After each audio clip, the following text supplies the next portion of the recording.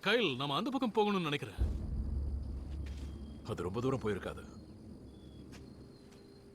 நம்ம போய் ஆகணும். அதை இப்படியே விட்டுட்டு போறது நார்மல் நினைக்கிறீங்களா?